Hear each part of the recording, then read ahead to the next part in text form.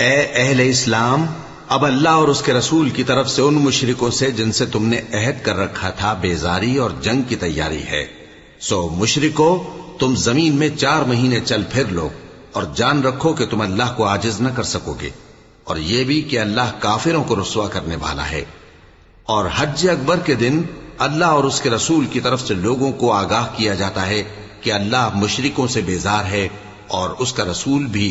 اب اگر تم توبہ کر لو تو تمہارے حق میں بہتر ہے، اور اگر نہ مانو تو جان رکھو کہ تم اللہ کو ہرا نہیں سکو گے۔ اور اے پیغمبر، کافروں کو دکھ دینے والے عذاب کی خبر سنا دو۔